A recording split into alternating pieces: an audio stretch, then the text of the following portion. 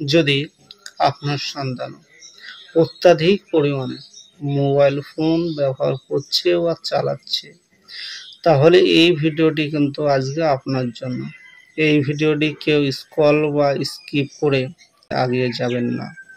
তো যদি আপনার সন্তান সকালে ঘুম ভাঙা থেকে শুরু করে রাত্রিতে ঘুমোতে যাওয়ার আগে পর্যন্ত স্মার্টফোন চালাচ্ছে এবং মাথার পাশে ফোনটি রেখে ঘুমিয়ে পড়ছে, তো যদি আপনার সন্তান অতিরিক্ত পরিমাণে ফোন চালায়, তাহলে জানবেন যে আপনার সন্তান মোবাইল ফোনে কিন্তু অ্যাডিক্টেড হয়ে গেছে। তাই তো সেই মোবাইল ফোনের কিন্তু দাসত্ব করছে।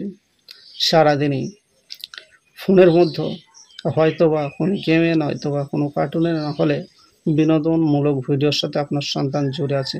তো এই অত্যাধিক পরিমাণে মোবাইল ফোন ব্যবহার করার ফলে আপনার সন্তানের চোখে ও মস্তিষ্কে বড়সড় কিন্তু রোগ বাসা বাঁধতে চলেছে।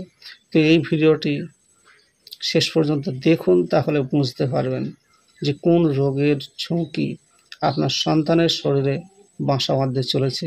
তো আপনার সন্তানদের প্রতি সুনজর, সুদৃষ্টি বজায় রাখুন, এটাই বলার ছিল। আর ভিডিওটি শেষ পর্যন্ত দেখুন।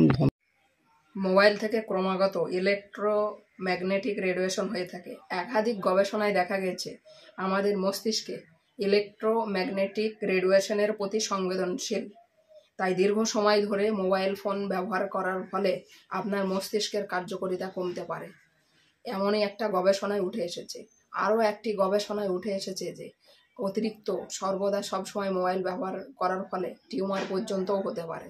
তা বাবা মার প্রতি আমার একটি সতর্কবার্তা, আপনার শিশুদের প্রতি নজর রাখুন এবং যাতে তারা মোবাইল বেশি ব্যবহার করতে না পারে সেই দৃষ্টি। এখন সন্তানের হাতে মোবাইল পেলে সোশ্যাল মিডিয়ায় অ্যাক্টিভ রয়েছে, নয়তো কোনো অনলাইন গেমসেও অ্যাক্টিভ রয়েছে। এইভাবে সারাটা দিন মোবাইলের স্ক্রিনে তারা চোখ রাখছে।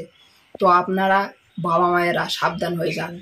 আপনার সন্তানেরা যেভাবে সারাদিন মোবাইলের স্ক্রিনে চোখ রাখছে, এতে কিন্তু তাদের চোখের ক্ষতি হতে পারে। এমনকি খুব অল্প বয়সে তাদের চোখে উঠতে পারে ভারী কাচের চশমা।